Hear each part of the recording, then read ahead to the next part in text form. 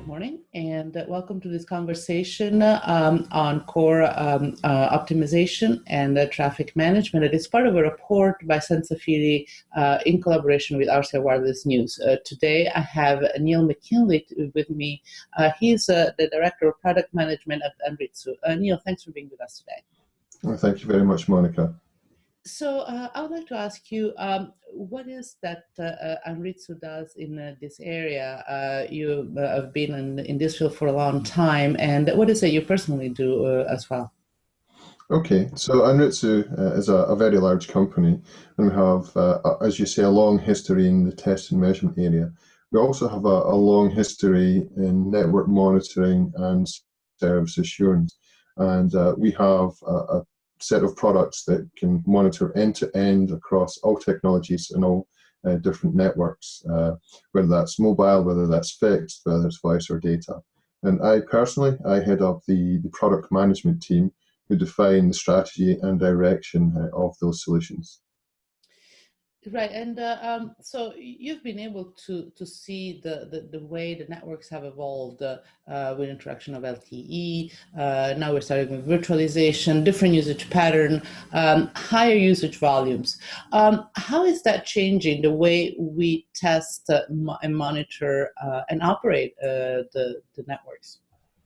The key thing coming through really is personalization, and it's a strong buzzword in the industry at the moment, but when we talk about personalization, we're actually talking about understanding the quality of experience of each and every consumer of data on the network, whether that's in a particular location, whether people are using a particular device, whether they have any VIP privileges, anything like that. So no matter where the person is, no matter what device they're using, no matter what service that they're using, the key thing is being able to understand the experience of each and every person, and also critically understand why some have a good experience and some perhaps don't have a good experience, even if they're standing in the same location, for example, using the same device, and they can be looking at even the same application. It's not necessarily the case that those two different people will get the same experience. So the key thing is really understanding and identifying the reasons why the experience is different for different people, when on the surface everything should be the same. Yeah, and as I say, there is a lot of talk about personalization, QoE in the industry, but when you look at it from sort of like, if you stand back a bit, obviously for an operator, making sure that the service is personalized has always been a goal, a target to meet, to make sure everybody's happy. What has changed that makes it possible now to talk about personalization in these terms? What has changed to make it possible? Sure, it's really the technology that's available now, really around big data solutions, around streaming analytics, that kind of thing, that enables operators to actually get to that actionable intelligence, if you like, that actionable information, to be able to understand. In the past, the technology forced people down a certain route of, say, bucketizing people's experience together. So in the past, if you looked at quality of experience, it'd all be around location, it'd all be around particular devices, because the technology wasn't really there to deliver the right insights at the right time, where people could make use of them to improve consumers' quality of experience. Whereas now the big data technologies, your Hadoops, your streaming analytics, they actually enable operators to gather this data from many sources, not just from a monitoring system, a probing system, such as Anritsu and other players provide, but from any touch point in the network. So the network elements themselves, from the applications themselves, and actually merge all of that together to give that, if you like, high definition view of quality of experience.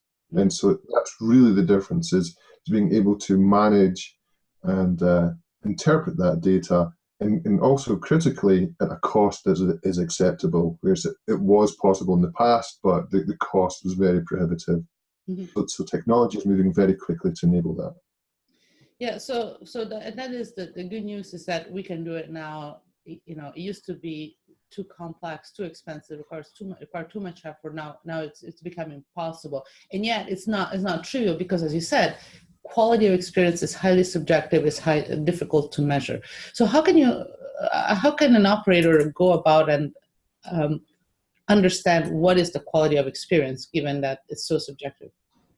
Well, there's a lot of knowledge around in the industry. So, for example, the TM Forum publish a set of guidelines to define what customer experience is, what quality of experience is. So typically that's your starting point. You start off, say, okay, if you have a certain application that a customer's using, let's say streaming video, let's say they're looking at their Netflix, for example, there's a certain amount of bandwidth, there's a certain amount of latency limits that the technology that the application can deal with. And so your first step, to look at that in a passive way, if you like, without getting data from the application itself, is to say, okay, for these users in these locations, the network, yes, delivered that amount of bandwidth, that amount of latency. So it was all within specific boundaries, if you like, to enable that, okay, we can say that the quality of that application, we can say, yes, everything is in place to make sure that that is within the limits and can be delivered. Of course, there will always be exceptions to that, but in general, if you take that as your starting point, then it makes a lot of sense, and that you can say, okay, this was good, this was not so good, and start from that. So there's things, there's many different measures out there. If you think about voice, for example, mean opinion score, MOS, has been around for a very, very long time, and almost every solution will be able to deliver the MOS score. If you're thinking about voice over LTE, for example, of every MOS score for every call for every user, for example. So that there's good starting points that you can make. Mm-hmm. So basically, you can go beyond the averaging. So because you can get the MOS for the whole network, but now we're drilling down, so we can get from the MOS for the whole network, which is still valuable, to the same metrics for each call, for each user, for each location. So you get much more granularity in your data. Exactly right. And it's that granularity, if you like, it's that high definition view. So you're not saying, okay, we've got 2 million subscribers and they all had this MOS score. You can actually say, okay, for every single subscriber who was running voice over LTE, for example, you could say, okay, we measure the MOS per second and we store that because the technology is available to make that happen. So you have that definition. So it enables different questions to be asked, and it's all around the capture, the treatment, and the interpretation of the data. Again, a very acceptable cost point. Yeah, and I guess you can see the distribution of, for instance, of MOS scores, rather than, you can still see the average, but you can also see the distribution, so you understand where it's good and where it's bad, for whom it's good and for whom it's bad. Absolutely, and again, with the right amount of data, again, this is all about the high definition. You can start to look for patterns in that data. You can say, okay, all of these people, they had this particular experience. This was the device they were using. This was actually the application, the VoLTE application that they were running on their handset. And what is the common denominator? Well, it may be that the application that they're using is causing the problems, rather than a network. So it's been able to rapidly identify that type of root cause of any issue for quality. It's managing large amounts of data, but it's enabling people to pinpoint exactly why that particular instance is happening of poor experience. Right, but as you said, this is, we're talking about VoLTE in this case, but the performance also depends on the application. So the same type of, in an LTE network, it's all IP packets, really. But on the other side, if you just look at the performance on our IP packets themselves, you're going to lose a lot in terms of quality of experience, because the quality of experience is going to be different depending whether it's voice, video, or text messaging or downloads. So does it mean that you need to be able to qualify quality of experience at the application level as well? And if so, yes, absolutely. You can't get away from it. It's in the past, understanding somebody's quality of experience was quite easy because he sent text messages and spoke. Whereas now, it's, as you say, if you have voice over LTE, for example, if you have any of the OTT apps such as Viber, WhatsApp, Skype, for example. Yes, people are speaking, but it's all packet-based. And to understand what the experience is, you do need to understand the apps that people are using. Can the network actually deliver the performance required for those applications? And that's really what solutions such as ours deliver, is that granularity, that visibility, and not from a network viewpoint, but actually from a subscriber viewpoint.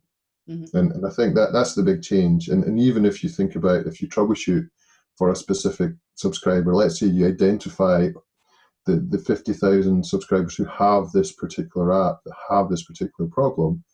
In the past, it was almost like the needle in a haystack with a magnet running through, whereas with the big data technology, with customer experience analytics that you have running, and say, okay, this is a common denominator for all of these subscribers. Okay, let's drill in and do the troubleshooting that way. So you're not coming at it from a starting point of, okay, let's start from the bottom up. You can start to take a much more holistic top-down view. And looking at the applications is a critical component of that. You can't separate the apps that people are using from their experience. Mm-hmm.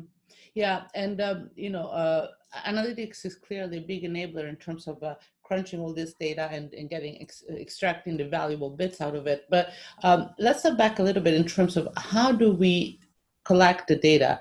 There's been a lot of use of probes, of call traces. Now we're starting to get more into the crowdsourcing space, asking the subscriber what they think, looking more at the performance from the handset point of view. What's your view on what are the most valuable sources and how do you combine them?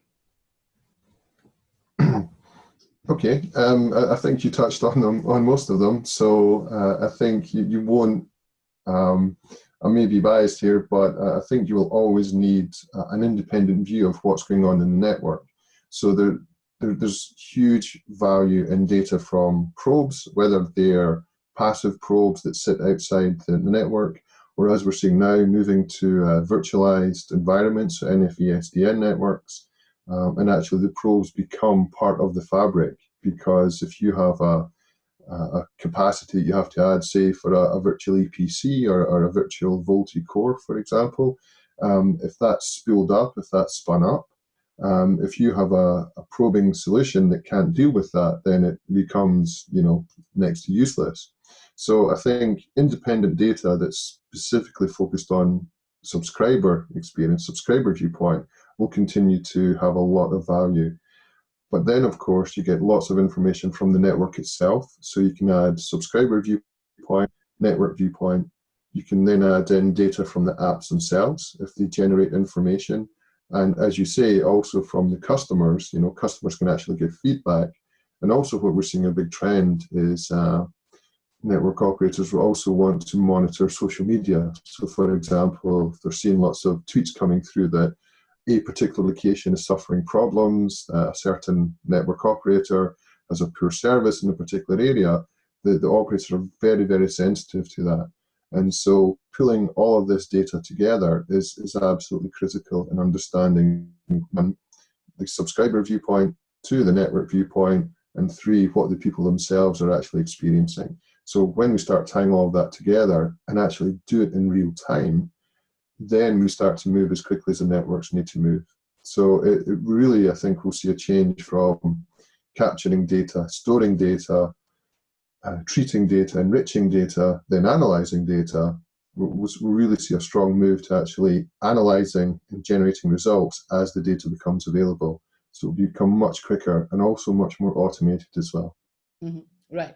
And at the core of all this is you need to have a good engine that is able to pull all this information together, because it's all available, but it's not trivial the way it comes together, as you say.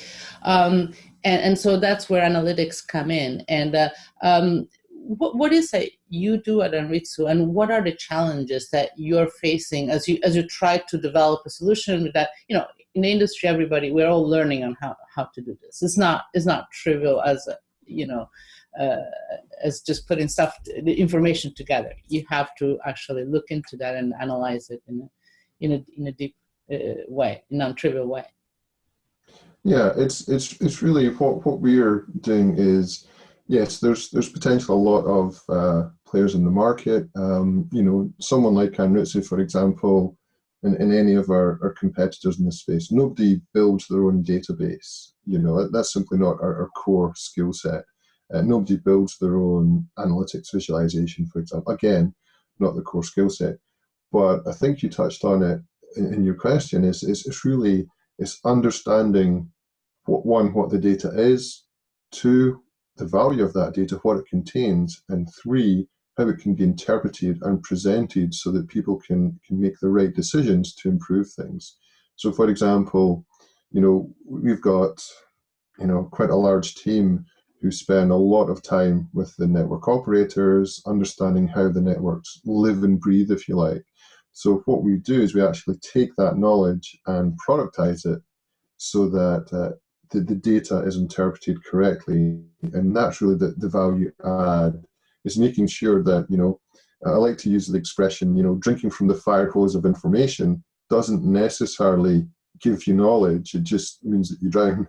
It's really around, picking out what is the crucial piece of information from the deluge and saying, okay, this is what we can use. This is the key component. This is the key root cause of why we're seeing this problem in the network.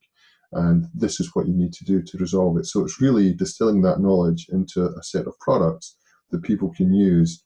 And what we're seeing, many of our customers saying our teams no longer are large enough to cope with all of this deluge of data. We have lots of data. We don't know what to do with it. So really that's where companies like Anritsu come in, is we distill out what are the key things, the key knowledge, and present that in a usable format. Mm-hmm.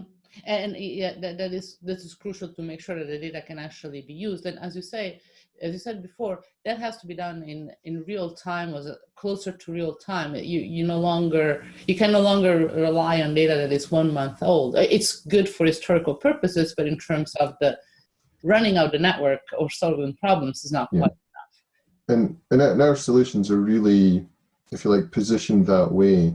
So we have a real-time customer experience dashboard that we call EO Live. That's for people in operations. So if they see something happening, they need to take action now. You can't wait even an hour before taking steps to resolve the issue. We also have our EO site, which gives the long-term trends and long-term analysis. So that's for understanding, okay, is there anything changing fundamentally in the network that we need to do? And lastly, a brand new product that we're due to launch very soon, which actually is as close to real time as possible with streaming analytics from very many different sources. And it's really matching up with what we're hearing from lots of our customers who are saying, yes, we've got virtualization coming along. We're moving very strongly to NFV SDN infrastructures to cut our costs, to make the network more dynamic, if you like. The ITization of the telco network, if you like. And it's really, as a network changes to be real time, any solution also has to change to be real time, because even minutes is too long a time to actually take the right steps to change things. And of course, as the networks become more autonomous, any solution in there that is feeding information back and as part of a feedback and decision loop, if it's not real time, then it's not going to fly in the future. Yeah, and with real time and the use of multiple sources, you need automation, because you cannot have people acting on everything, because there's so many points that you need to monitor and potentially change. So how do you? What's the role that you're playing in the automation side of things?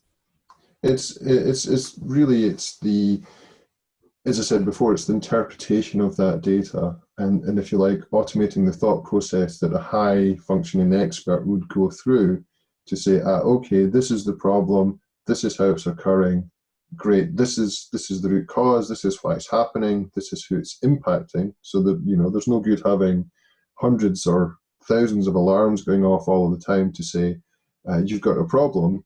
that doesn't help you. That just adds to the burden that people are under. But it's really interpreting what's going on and saying, okay, you have X number of customers who are impacted by a problem. this is the root cause, and this is what you can do to resolve it. These are the next best steps or the next best action. And many customers are asking this. And it's not that, you know, their organizations don't have great skills or anything like that. It's simply there's too much data and not enough hours in the day, and the networks have become too complex really for even a team of humans to respond quickly enough to resolve the issues. And that's really what the automation is all about that we're working on. Yeah, basically you can extract as much value as you can from the data that otherwise would take a ridiculous amount of effort.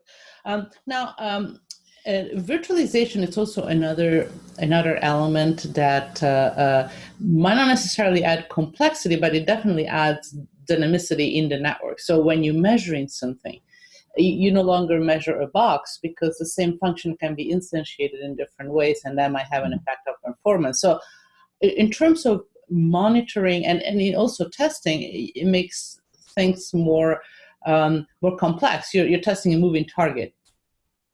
Absolutely. And it's something that we've been working on for a while.